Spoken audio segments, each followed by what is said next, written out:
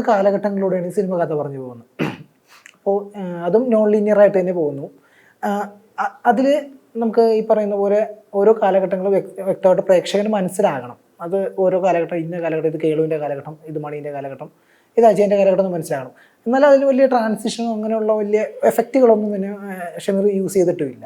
എന്തായിരുന്നു അതിൻ്റെ ഒരു ടെക്നിക്ക്? ഇത് ഈ കാലഘട്ടങ്ങൾ പ്രേക്ഷകന് വ്യക്തമാക്കണം എന്നുള്ളതിൻ്റെ ഒരു ഇത് ബേസിക്കലി ഇതിൻ്റെ സ്ക്രിപ്റ്റിലുള്ള കഥയുടെ ഓർഡറും നമ്മളിപ്പോൾ വന്നിട്ടുള്ള സിനിമ തമ്മിൽ ഒരുപാട് വ്യത്യാസമുണ്ട്.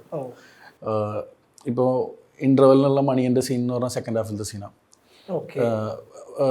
അതുപോലെ ഒരുപാട് മാറ്റിയിട്ടുണ്ട്. ഇത് ഇങ്ങനെ മാറ്റാൻ പറ്റുന്നത് ജിതിനും സുജിത്തേട്ടനും അതിൻ്റെ റൈറ്ററും അവർക്ക് എന്നിലുള്ളൊരു വിശ്വാസം ഉണ്ടായിരുന്നു. അപ്പോൾ ഞാൻ ഇത് ചേട്ടാ ഇതാണ്, ഇത് നല്ലതാണെന്ന് പറഞ്ഞു കഴിഞ്ഞാൽ ഇപ്പം ജിതിനും ചോദിക്കും. ജിതിനും ഇപ്പോൾ ഒരു പടം വന്നിട്ട് നമ്മൾ ഡബ് ചെയ്യാൻ കൊടുക്കുമ്പോൾ ഒരു വേർഷൻ എഡിറ്റ് ചെയ്തു സീൻ ഓർഡറൊക്കെ മാറ്റിയിട്ട് അത് കഴിഞ്ഞ് ചോദിക്കും ഇനിയിപ്പോൾ ചേട്ടൻ വീണ്ടും മാറ്റില്ലേ, അടുത്തത് വരുമ്പോൾ വീണ്ടും മാറുമല്ലോ. അപ്പോൾ ആ ഒരു ഫ്രീഡം ആ പടത്തിന് എനിക്ക് നോർമലി ഇത്രയും വേറൊരു പടത്തിന് കിട്ടിയിട്ടില്ല സത്യം പറയാ വെച്ചാൽ. അതുകൊണ്ട് ഈ പടം ഷൂട്ട് ചെയ്ത് വന്നപ്പോൾ ഓൾമോസ്റ്റ് 4 മണിക്കൂറിനടുത്തുണ്ടായിരുന്നു പടം. അപ്പോൾ ഇതിൽ മണിയൻ ആണ് എനിക്കും അതിൽ ആൾക്കാർക്ക് കൂടുതൽ ഹുക്കാവെന്ന് തോന്നിയ ഒരു ക്യാരക്ടർ. അപ്പം മണിയൻ്റെ മാക്സിമം ട്രിം ചെയ്യാണ്ട് ഉള്ള സാധനങ്ങൾ ഫുള്ള് കീപ്പ് ചെയ്തിട്ട് അത് മറ്റ് കഥകളുടെ ഇടയിൽ ബ്ലെൻഡ് ആവുന്ന പോലെ പുതിയൊരു ഓർഡർ ഉണ്ടാക്കി പ്ലേസ് ചെയ്യുക ചെയ്തത്. അതിലൂടെ കാരണം ഇപ്പോൾ അജയൻ ഒരു സാധാരണ മനുഷ്യനാണ്.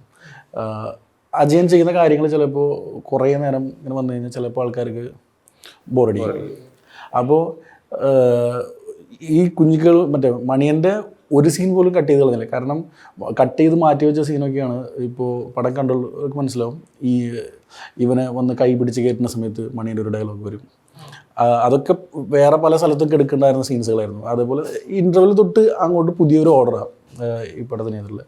അപ്പോൾ അതുപോലെ തന്നെ ഈ ക്ലൈമാക്സിൽ അജയൻ്റെ ഒരു ഫൈറ്റ് ഉണ്ട്. ആ ഫൈറ്റിൻ്റെ ഇടയിൽ ഇൻ്റർകട്ടായിട്ട് എടുത്തിട്ടുണ്ടായിരുന്നു മറ്റേ മണിയൻ്റെ ഫൈറ്റും സെയിം 2 സ്ഥലത്ത് നടക്കുന്ന പോലെ. പക്ഷെ അത് അത്രയും നല്ല ഫൈറ്റ് കണ്ടപ്പോൾ ഞാനത് ഇതിൻ്റെ ഇടയിൽ ചെറിയ ചെറിയ പീസായിട്ട് ഇട്ട് കഴിഞ്ഞാൽ അതിന് ഇത്രയും അറ്റൻഷൻ കിട്ടില്ല എന്ന് തോന്നിയിട്ട് ഞാൻ ഇതിൻ്റെ അടുത്ത് പറയുന്നത് സെപ്പറേറ്റഡ് ഫൈറ്റായിട്ട് അത് വീണ്ടും ഓർഡർ മാറ്റി അങ്ങനെ മാറി ചെയ്ത് വന്നപ്പോൾ അങ്ങനെ ആയിപ്പോയത്. അല്ലാതെ അത് പ്ലാൻഡ് അല്ല. ക്ലൈമാക്സിന് തൊട്ട് മുമ്പ് നടക്കുന്ന ഫൈറ്റ് സത്യത്തിലില്ല ഫസ്റ്റ് സ്ക്രിപ്റ്റിൽ, അങ്ങനെയാണോ? അതായത് അങ്ങനെയല്ല. ഈ മണിയൻ്റെ ഫൈറ്റായിട്ട് ഇങ്ങനൊരു സിംഗിൾ ഒരു ഏരിയയിൽ ഇത്രയും ഉള്ളൊരു ഫൈറ്റില്ലേ, അതങ്ങനെയായിരുന്നില്ല. അജയൻ്റെയും മണിയൻ്റെയും ഫൈറ്റ് കൂടെ ഇൻ്റർകട്ട് ചെയ്ത് പോകുന്ന പോലെയായിരുന്നു.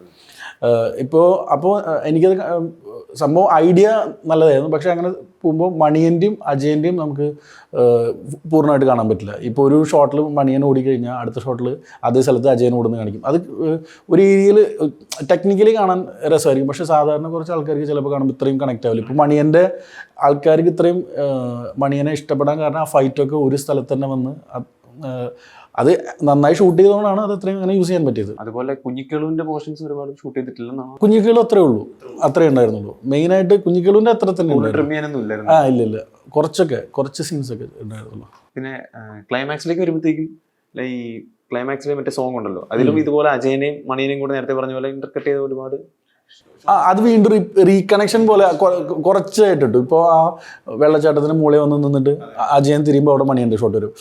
ആദ്യത്തെ പ്ലാൻ എന്ന് പറഞ്ഞാൽ ഫുൾ ഇങ്ങനെ ഇടയിൽ വരുമായിരുന്നു. മറ്റേത് ആദ്യം മണിയൻ്റെ കാണിക്കുന്ന സാധനം ഇങ്ങനെ ഉണ്ടായിരുന്നില്ല.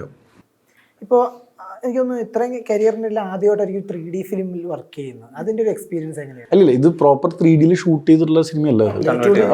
2D ഷൂട്ട് ചെയ്ത് 3D കൺവേർട്ട് ചെയ്യുന്നതാണ്. അതിലും പ്രത്യേകിച്ച് നമുക്ക് അറിവൊന്നും വേണ്ട. അത് പോസ്റ്റിൽ ചെയ്തൊരു പരിപാടിയാണ്. അതല്ലാതെ ഈ ഫസ്റ്റ് നിങ്ങൾ അപ്പോൾ എഡിറ്റ് ചെയ്ത് 2D തന്നെയാണ്? അതെ. ഇത് ആക്ച്വലി 3D ഞങ്ങളെല്ലാവരും കാണുന്നത് റിലീസിൻ്റെ 2 ദിവസം മുമ്പാണ്. ഞങ്ങൾക്ക് ക്യൂബിൽ അപ്ലോഡ് ചെയ്യുമ്പോൾ പ്രത്യേക ഗിമ്മിക്സ് അങ്ങനെ എഡിറ്റിംഗിൽ കാണിക്കേണ്ട അങ്ങനെയൊന്നും ചെയ്തിട്ടില്ല സിനിമയിൽ കാണുന്ന. കാരണം നമ്മൾ 3D കണ്ടിട്ടല്ലല്ലോ ഇത് ചെയ്യുന്നത്. 3D ഞങ്ങൾക്ക് എഡിറ്റ് ചെയ്യുന്ന സമയത്ത് കാണാനുള്ള സംവിധാനം 3D ചെയ്യാന്നുള്ളത് ആരുടെ ഐഡിയ ആയിരുന്നു? ഡയറക്ടറിൻ്റെ? ഞാനാ പറഞ്ഞ ഫസ്റ്റ് 3D ആ കഥ കേട്ടപ്പോൾ പിന്നെ അവരും അങ്ങനെ ആ ഒരു പ്ലാനിൽ മുന്നോട്ട് പോയിരുന്നു.